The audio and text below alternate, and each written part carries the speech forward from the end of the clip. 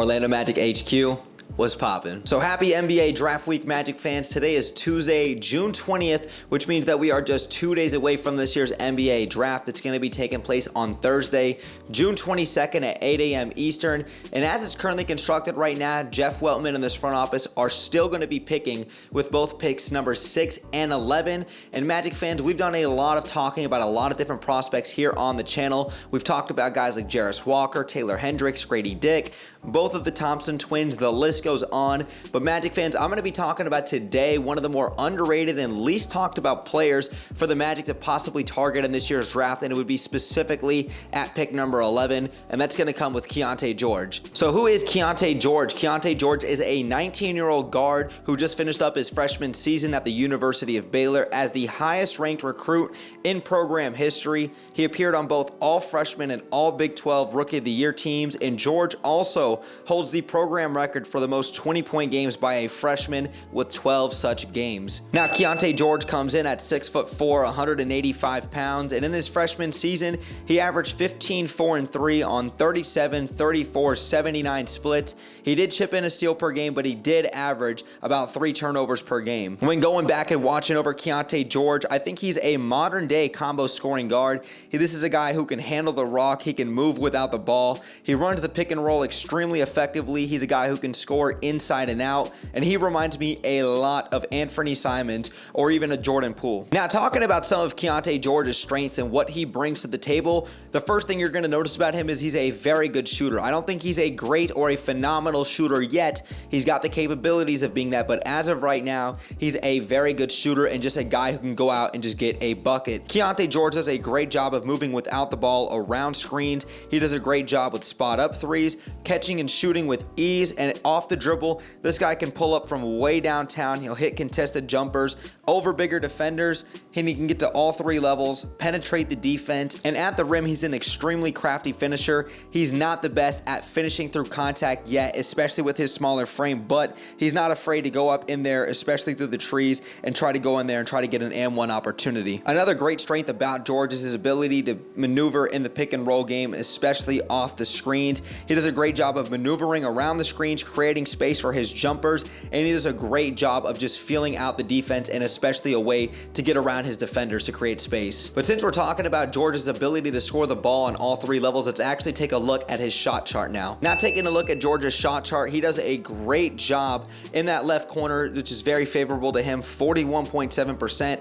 And while it may not look like he's a great 3-point shooter, especially after he averaged about 34% from behind the arc this past season, I think with his volume and with time, he's going to become a much better 3-point shooter because he's got those kind of capabilities. He does a great job of taking a decent amount of mid-range jumpers, and then when you get to that restricted arc at 48.3%, he's a guy that's willing to go inside and create contact. He's a crafty finisher, and he's got the capabilities of being a very good finisher, but he does need to do a better job of converting a lot more of those opportunities. 48.3% at the restricted arc. That's just not going to cut it. Another great quality about George is his ability to have a quick burst. He can blow by his defenders. He's got an extremely quick first step, and I think he's just very confident in general when he's pushing the ball in transition. He can knife through the defense. He does a great job of breaking down his defenders in ISO ball situations, and he's just got an extremely quick handle, a quick jumper, and this guy just plays extremely confidently on the offensive side of the ball. Now, talking about Keyonte George and what he brings defensively,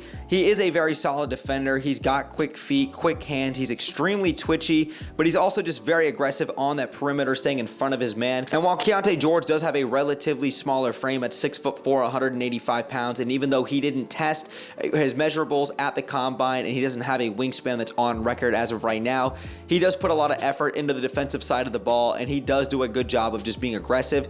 He's not going to be some high flyer that's going to be jumping up out of the gym to block a lot of shots, but he also is not going to be a high flyer like one of the Thompson twins on the offensive side of the ball, where he's constantly going to be dunking the ball in transition, and this guy can just leap up out of the gym. He does have the athletic capabilities of being a guy who can dunk the ball, but defensively speaking, I do think he's a very solid perimeter defender. But if George wants to continue to become a better 3-and-D player, especially as a combo scoring guard, he's going to have to add more to that frame. Now, kind of getting into Keyonte George and some of his weaknesses, the first thing you're going to notice about him, and I just said it, is with his smaller frame. He could definitely add some muscle to that to become a better 3-and-D player at the next level. Like I said, 185 pounds, 6'4", at 19 years of age, you're going to give him a pass, and he's only going to continue to get bigger and stronger at the next level. Another weakness that you identify with his game is that his turnovers are just too high. His turnover to assist ratio is not very good at all. About 3 assists per game, 3 turnovers per game.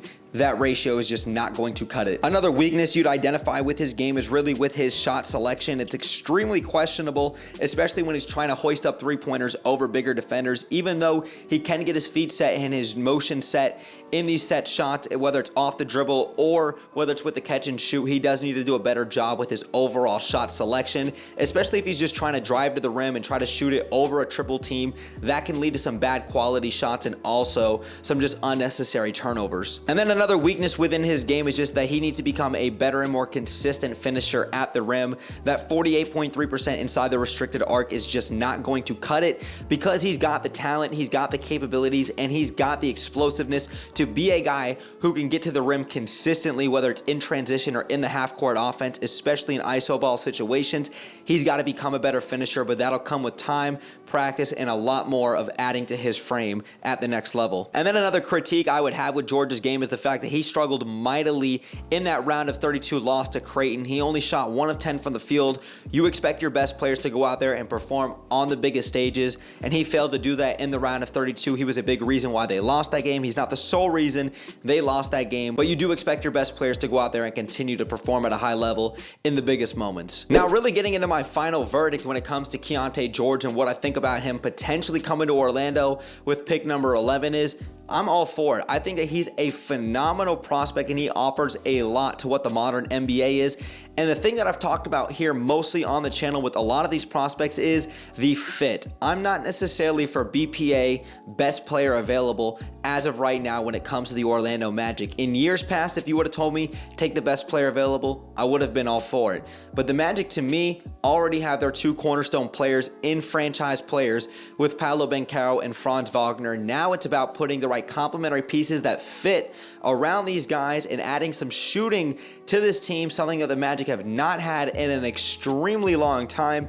And now the Magic have an opportunity to add that to this team around their 2 cornerstone pieces in Banchero and Franz Wagner, and add some shooting and add some serious depth to this team with a guy like Keyonte George at number 11, who's someone I would be extremely ecstatic about grabbing. And the reason I assume the Magic would take Keyonte George at number 11 overall is because of not only his talent and his abilities, but they're probably going to take a forward at number 6 overall, if you ask me. Whether that's a Jarris Walker or a Taylor Hendricks, I think that's the direction the Magic would probably go in, which would mean that a guard like a Grady Dick or a Keyonte George would be there available at number 11 overall if they're still on the board. When I look at a lineup potentially of Markelle Fultz, Jalen Suggs, Paolo Banchero, Franz Wagner, Wendell Carter Jr., you're going to run it back with that same starting 5 and that same core that we know, if they're healthy, these guys are extremely capable of taking that next leap. And then off the bench, you're still going to have Cole Anthony, a guy who's embraced that 6-man role. And then you'd have Keyonte George coming off the bench alongside Cole Anthony, because I see a lot of Keyonte George and I see a lot of Anthony Simons and Jordan Poole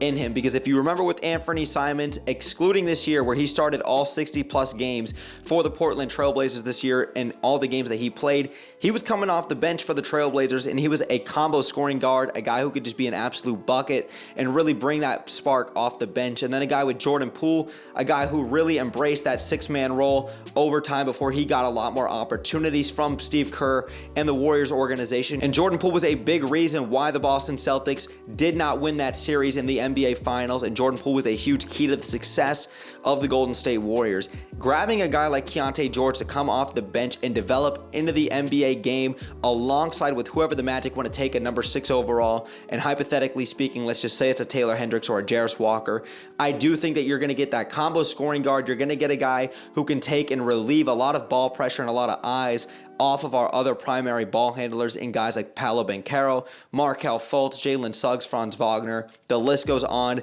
Keyonte George fits the modern NBA. He's going to do a great job in pick and roll situations, pushing the ball in transition. He's going to be a shooter, and he shoots the ball confidently. He can go score in ISO situations.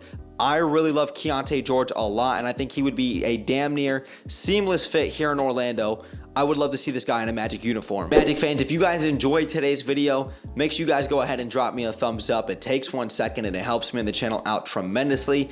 Make sure you guys also go ahead and hit that subscribe bell to stay tuned for more Orlando Magic content that I do here on YouTube. And make sure you guys also go ahead and follow me and Orlando Magic HQ on all of our socials, especially on Twitter. We're both very active and we're on there every single day. The link tree will be in the description down below, so you guys can go ahead and check that out. But Magic fans, thanks again for sticking around throughout the whole video. Brett James, aka BJ, I'm out, y'all. Go Magic, baby. Peace.